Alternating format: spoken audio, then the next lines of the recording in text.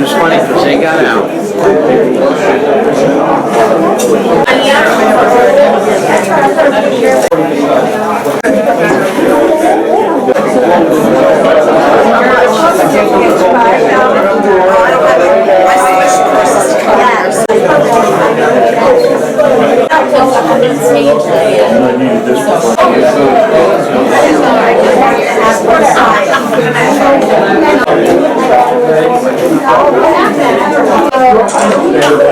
Got it. It is excellent. I think it's for a good cause. Fundraiser. Hello there. Good looking guy. I'm visiting with one of the most famous people in Schenectady, Rocky Palmer. We're here to honor Vince Riggi. This is Vince Riggi's event. Here's two of his biggest supporters right here, Rocky Palmer and Nick Barber. Rocky did a wonderful job with the Schenectady Moose Lodge, this building. It's just beautiful how he brought it back to life and renovated it. It's a beautiful place. Everything is done very nicely.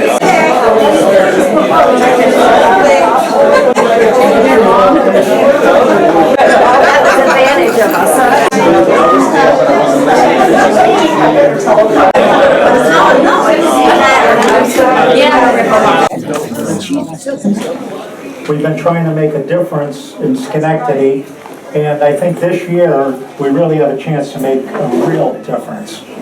We have a great team put together, people that I really believe in, that can make some change in Schenectady. I know we always use this word change, and it can be taken a lot of different ways, but we need for our leadership to take us in a little different direction, where the people that are really paying the bills, they have to be the people that are counted and really listened to.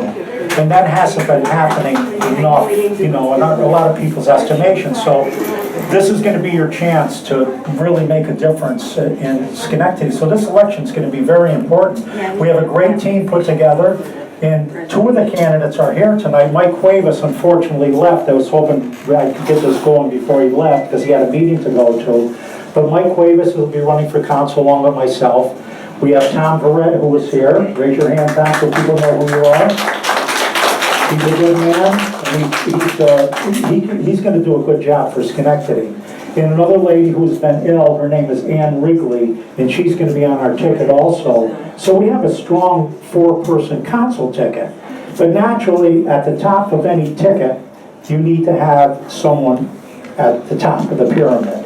And that's the mayor's race. And for mayor this year, again, we're lucky to have a man, Roger Hall, to run for mayor. This is a man that ran Union College, and he made a lot of changes at Union College, and he got that ship afloat and running right. And that's what we need here. We need people that are responsible enough and have enough leadership to get things going in the right direction. And leadership is what it's all about. And this man is going to do a great job as our leader.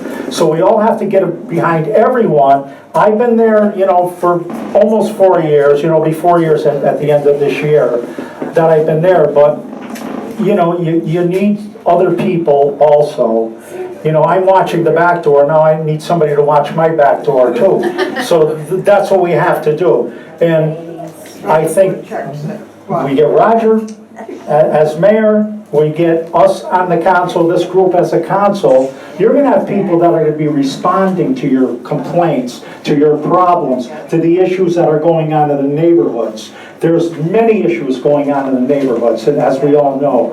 And these are the problems that have to be addressed, and they have to be addressed quickly because we're losing this real fabric of Schenectady, and that's the neighborhoods that we're losing. So we have to get that back, and we can do that with this team. So I can't say enough. We need people to get out on election day and exercise your right to vote. We don't need any apathy as been in the past. We need people to really get out there, push the vote. Let's bring Schenectady back. This is a great city. I've been here all my life, and this is a great city, and it could be a great city again.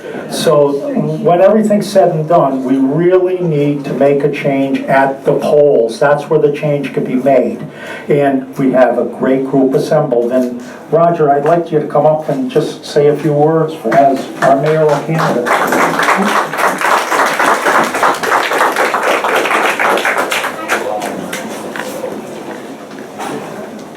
Thanks, Vince.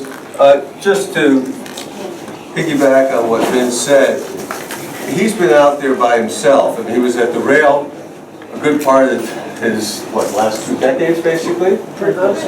And he's now on the front end. But he needs some help. And Tom would be great help, Ann would be help, Mike would be help. He needs it. He can't do it by himself. And I'm looking forward to this rematch with the mayor. For those of you who may not recall, we had a fairly tight race last time, which took 23 days to determine the results. It was 23 days and 89 votes by the time everything was said and done. There was a bomb scare thrown in there too in the high school, little things like that. Have to try and figure out what the surprise will be come this November and try and anticipate it. But the bottom line is this. People complain. When I ring doorbells and try and get petition signatures, which I love doing and will be doing basically every day from now through, I guess it's mid-August, what I find is I always ask people what their main issue is. I'm bad at getting signatures, by the way, because I spend too much time talking to people. And what you're supposed to do is you're supposed to get the signature, thank people, and leave. I always ask that question, and the reason I ask the question is I want to know what's on people's mind. And when I get that response, whether it's taxes or neighborhoods or casino, whatever it happens to be, I then ask them what they're going to do about it. And I get far less emphatic responses there. People have got to stand up and be counted. And it doesn't make any sense to complain to yourself or to Vince or Tom or me when we ring doorbells. What does make a difference is to go out and try and do something. And so if So if everybody in this room would in turn go out and talk to 5 people, who in turn would go out and talk to 5 people each, you start having a nucleus of people who can really make a difference. But if we leave this event and simply go home, even if we just show up and vote on election day, it's not going to be sufficient. You have to not only make your vote count, you have to make your voice count. And the way you do that is to get other people who agree that we need to have change to step up with you. So I'm looking forward to this race. Vince and I were talking about, maybe even doing a TV show where I would wear the overalls and he'd wear the cap and gown. It'd be a first time for me. No, it'd be, to me, you have to have some fun in this process too. So I'm looking forward to running with Vince, who has proven he is a voice of the people, and with Tom, who's got a good head on his shoulder and is independent, and with Ann and Mike. Yeah. And the one thing that I would just want to say, Vince and I argue a lot. We do not agree on everything, and that's good. And when I was working at Union, my assistant would be asked by people who came in, what's he like? And she would say, you better hold your ground because he's going to steamroll you if you don't. And I would do that just because I wanted to see how strongly people felt about the things they were talking about. And Vince, you don't have to do that with. You know he's going to tell you what he thinks. You know that he's going to hold his ground. And I think that's great. So from my perspective, the way I think this city should be run is not to have to use the words of the Democratic Party, working together works. It does for the few people who are in power and who are in the inner circle. What you need are independent thinkers who will do the right thing for the city and who are not always in agreement among themselves.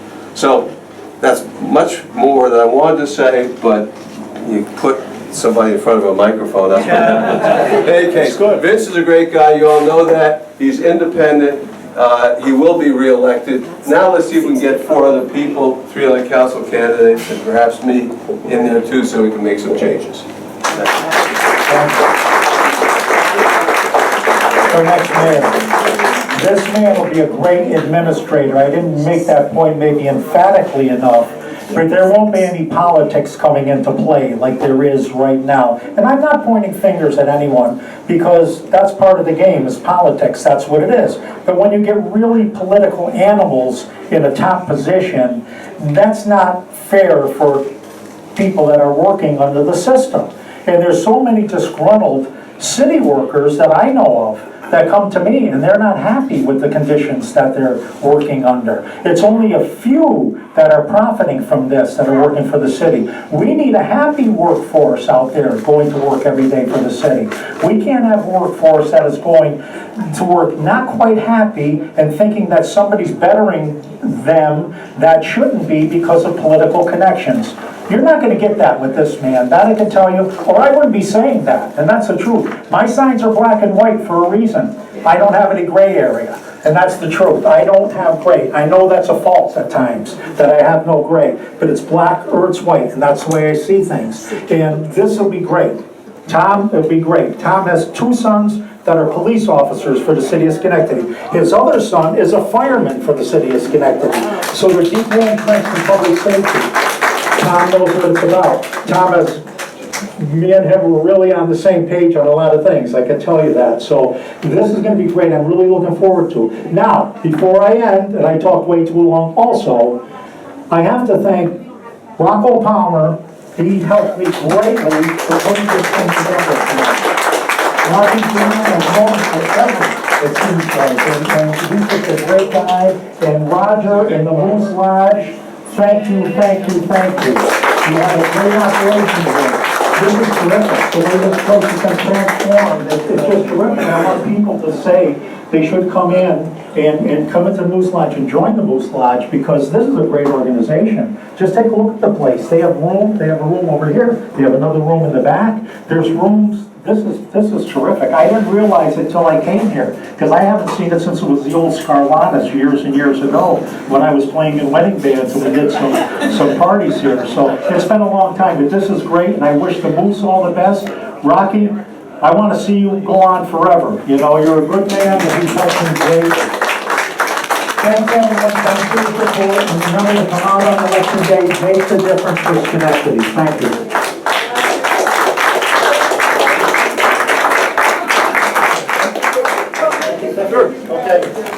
Somebody else. And I need 2 more mics. Chips.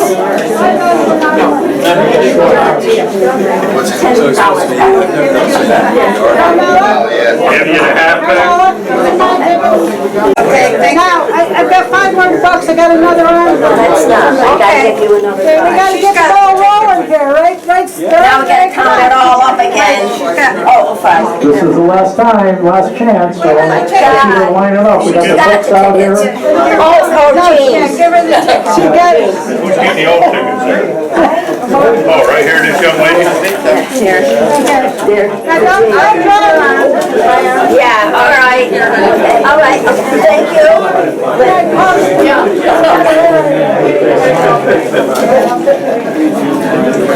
What the heck, the line's on the back of the half of the You don't line. have to, it doesn't matter, because you're, oh, you gotta ask her. You're gonna be here, it's the line. Also, we have your Schenectady videos, Dave Tanner, he's been videotaping this. Dave does a great job. Dave has been a great help to me, you know, since I've known him in 2011. He's been really my right hand, so thank you, David, you're doing a great job as usual. Thank you.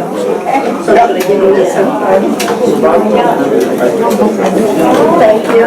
We also have another candidate that's here tonight that's running for county legislature in District 1. Mary Ann Rossetto, she's going to be our county county legislature, District 1. Mary Ann's like me, a little bit outspoken at times. So if you like me, you'll love her. Thank you. Where's your bucket? Right here. Mix them up good. Mine's right on top. Okay. I'm gonna shake them up though. Yeah, shake them. Oh, you're good.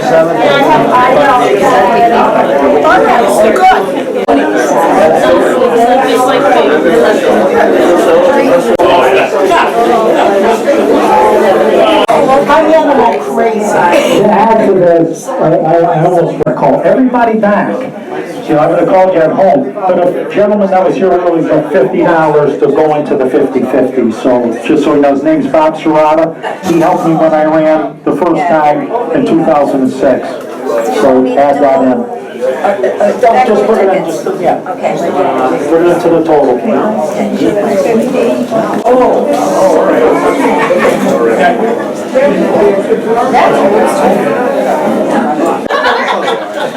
Hey, hold on. Okay. We're ready. Drum roll, please. Oh, wait a minute. I didn't bring my drum. Roger. Roger.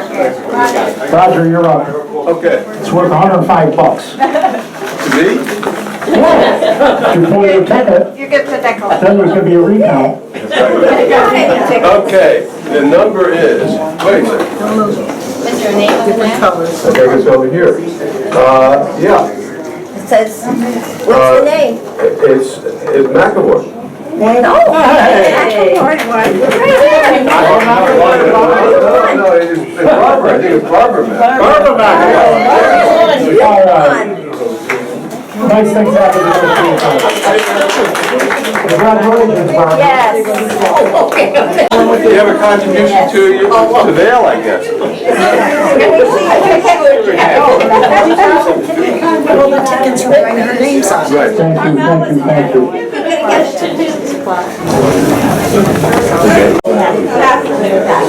Thank you, Mrs. McAvoy. She donated half back. Thank you. We put it to good use. And before I cut this up altogether, I have to say once again, thanking the Moose and everything, everybody, at least my sister, who's a tough marker, she said the food is terrific. So, you know, that's something to say. Thank you again, everybody's very pleased, and I am too. Fuck,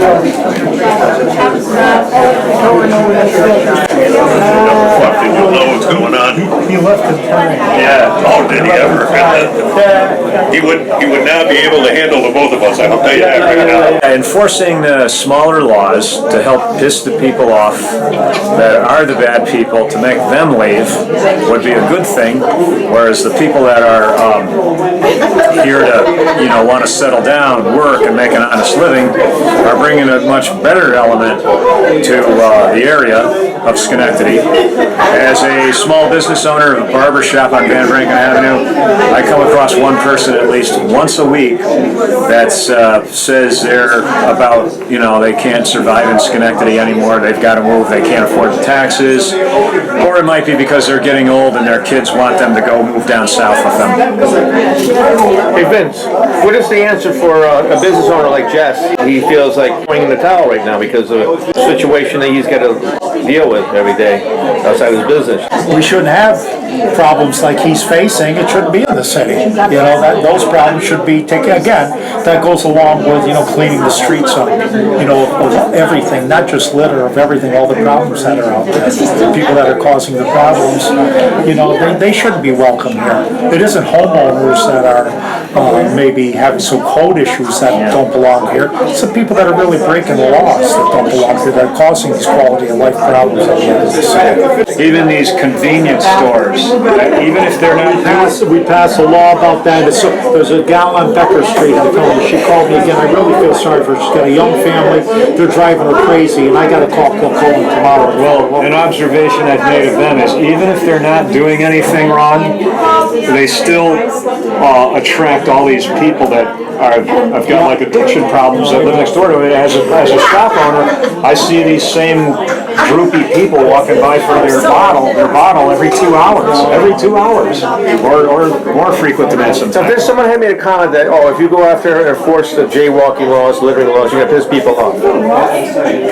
Well, that's what it's supposed to do. That's the idea of it, you know? Follow the rules, that's all it is, it's as simple as that, you follow the rules. Or move out. That's it. Yeah, or move away. That's it. Yeah. Thank you, Vince.